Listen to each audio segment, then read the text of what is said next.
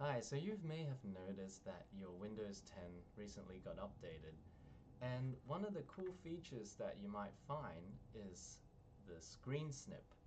No longer do we have to worry about pressing weird combinations of keys just to get multiple monitors and the image that we want when we just want to take a part of it. So how do we do that? Let's dive right into it. First of all, the mouse version way is to go down here. If you have a look at the cat's screen, I've got three screens here. There's a notification button, usually to the right side of the time and date. If you click it once, you'll see that there's a button here called Screen Snip. Let's click that. Left clicking it once, you'll see that your screen will go blank for a bit, and then there'll be a mouse cursor. So let's go to the third screen over here, to the Excel sheet.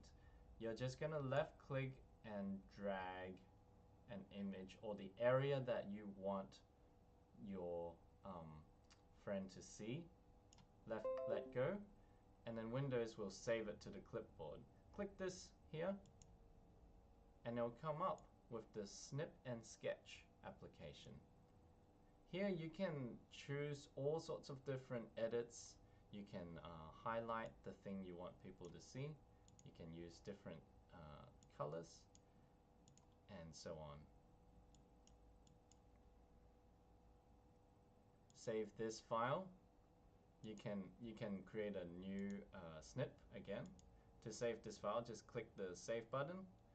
But let's say you don't want to use the mouse, or your Windows bar is gone because you like to hide it. So the shortcut to this is Window, Shift, and S. So let's do that. Let's say I find some pictures on the internet that I thought, hey, this is awesome. Or you just don't want to save the file. You can just copy the screen image. So I click here. I just want this, and I can't be bothered right-clicking, save as, and so on. Windows, Shift, and S.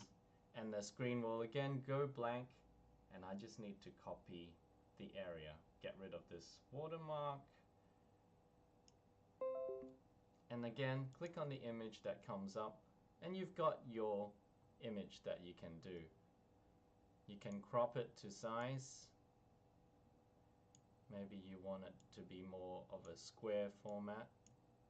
Press enter, press save, and then you've got it. If you need a new snip, just click new again, and then you can do it all over again. You can